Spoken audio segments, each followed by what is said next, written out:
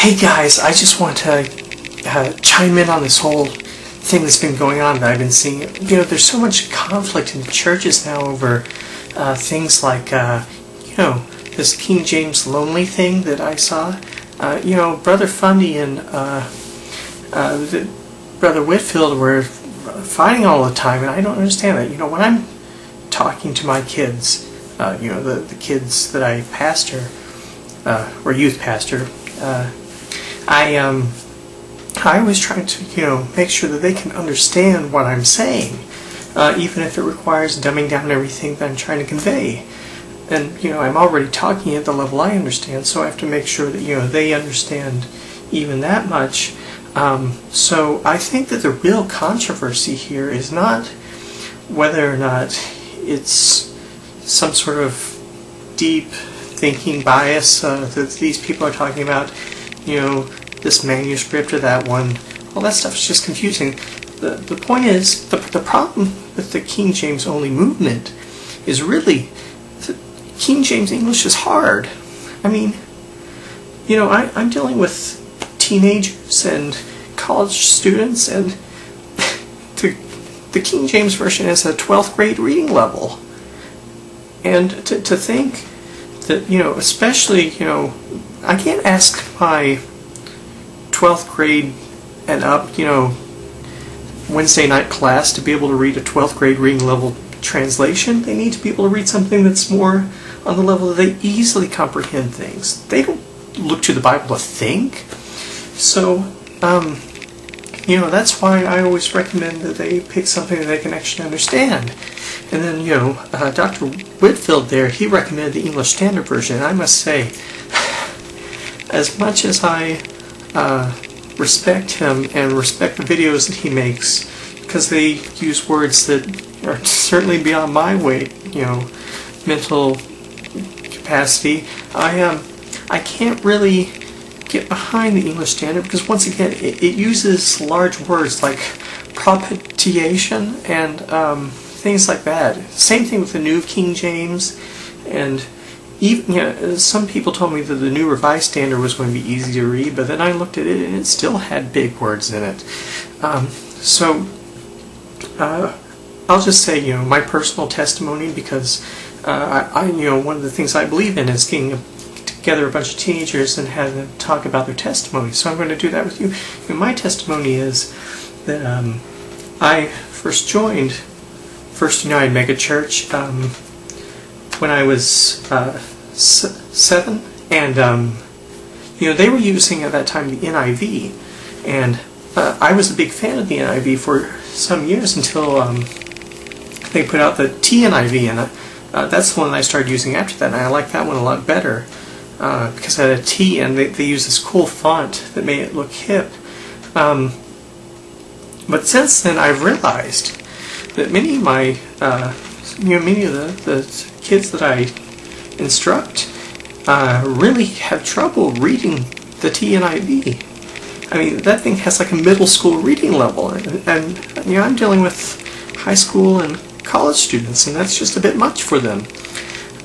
So in order to make sure that they're not challenged by the word, I make sure to try to find something else. So, there's that New International Reader's Version, which I've recommended for some of the students. For the more advanced students, I have been recommending the New Living Translation.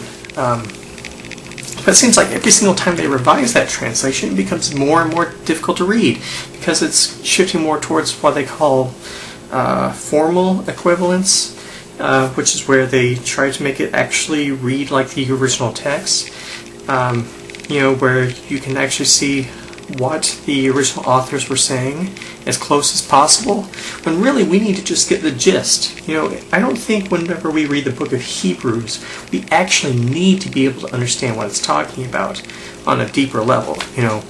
It's not important to understand how Jesus, functions as the high priest and the sacrifice and all those things, or how it relates to the Old Testament, which, none of my students understand anyway. So I try to make sure that the kids understand the important thing. Hebrews chapter 11. If they can understand Hebrews chapter 11, they're good. That's all we need for that Bible. So, it's important to find a translation that handles the important verses that are easy to comprehend, so that we can make sure that, as it says in at the end of Hebrews chapter 5, that that the students stay at that level where they aren't ready to be teachers yet. Because if they learn to be teachers like I have, then I might be out of a job. My youth pastor position was kind of hard to get, especially since I don't have any degrees in anything other than that fine arts degree I got back in college. But I want to make clear that this is all about trying to find the one that's right for people. And there's a new one out called the Common English Bible, and I have really good feelings about that one. I gave it to a 5-year-old, and the 5-year-old was able to read every word in it, so I have a good feeling about it, that it's the new Bible that we need to be using in the churches. Some people would say that maybe we're just not encouraging the students to grow in the Word and become more spiritually mature, or more intelligent for that matter. But,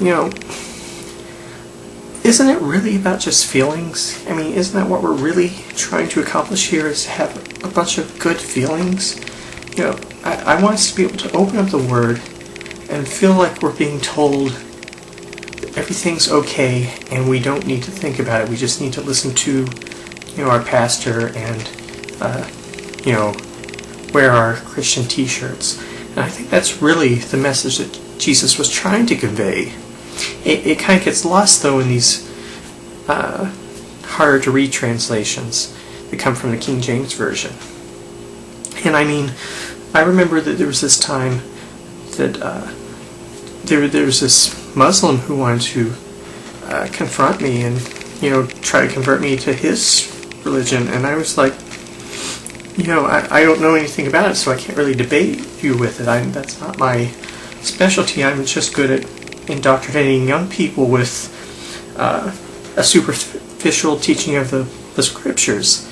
And he said, well, you should at least read the Quran so that you'll know what you're talking about. So, I picked up this copy of the Arbery Quran Interpreted. And my goodness, I was complaining about some of the hard translations like the ESV and the NKJV and all that, but my goodness, this isn't King James English. How in the world are we ever supposed to read that? I'm a college graduate. How in the world am I supposed to read something at that level? So I'm going to have to tell them, I'm sorry, until you can get me a Quran that reads, like a Dr. Seuss book, I can't get behind it.